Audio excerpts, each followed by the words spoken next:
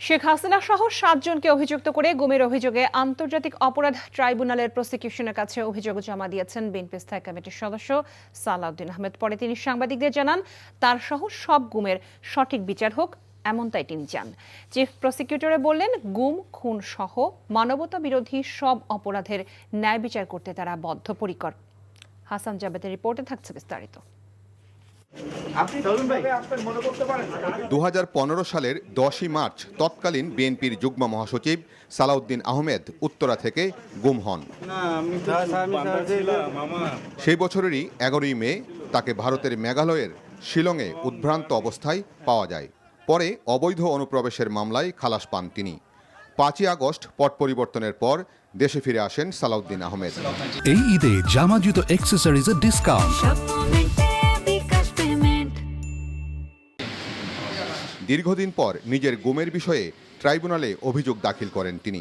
সেখানে অভিযুক্ত করা হয় সাবেক প্রধানমন্ত্রী শেখ হাসিনা, সাবেক স্বরাষ্ট্রমন্ত্রী আসাদুজ্জামান খান কামাল, পুলিশের আইজি শহীদুল ইসলাম, তৎকালীন র্যাবের ডিজি বেনজির আহমেদ, ডিএমপি কমিশনার আসাদুজ্জামান মিয়া, মনিরুল ইসলাম ও সেনা কর্মকর্তা জিয়াউল আহসানকে। প্রাথমিকভাবে 7 জনকে আসামি করেছি। শেখ হাসিনা সহ আমার কেন মামলা করতে দেরি হলো? আপনারা যদি প্রত্যেকদিন আমার কার্যক্রমগুলো দেখেন, রাজনৈতিক বিভিন্ন কার্যক্রম, সংস্কার কার্যক্রম, এগুলো নিয়ে এত ব্যস্ত সময় আমার কাটাতে হয়েছে যে আমি আসলে নিজের জন্য আলাদাভাবে কোনো সময় বের করতে পারিনি এতদিন। আর তথ্য উপাত্ত সংগ্রহ করা এবং আইনজীবীদের সাথে আলাপ করে একটা খুব ভালো মতো ড্রাফট রেডি করে জমা দেয়া, যাতে করে এই মামলাটা আমরা প্রমাণ করতে পারি, সেটার জন্য একটু সময় লাগে। তারপরেও আমি কিছুদিন বিলম্ব হয়েছে, সেজন্য এটার জন্য দুঃখ প্রকাশ করছি। ট্রাইব্যুনালে সব মামলার ন্যায় বিচার হবে বলে প্রত্যাশা করেন তিনি।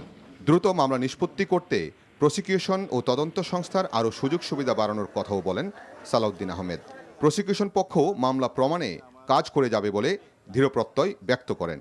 বাংলাদেশের গত ফ্যাসিস্ট রেজিমে, শেখ হাসিনার অবৈধ ফ্যাসিস্ট রেজিমে যারা এনফোর্সড ডিসঅ্যাপিয়ারেন্সের শিকার হয়েছেন, আমার মতো যারা জুডিশিয়াল কিলিংয়ের শিকার হয়েছেন, যারা পুলিশি নির্যাতনে মৃত্যুবরণ করেছে, যারা বিভিন্নভাবে আওয়ামী দলীয় সন্ত্রাসীদের দ্বারা নির্যাতিত হয়ে মৃত্যুবরণ করেছে অথবা অপঙ্গত্ব বরণ করেছে, এই সমস্ত কিছুই আন্তর্জাতিক অপরাধ ট্রাইব্যুনালে যাতে মামলা হয়। এটা অনেকটা বিলেটেড স্টেজে দায়ের করেছেন। আমরা আশা করেছিলাম যে অনেক আগে এটা আসবে, যেহেতু এটা খুবই আলোচিত ঘটনা।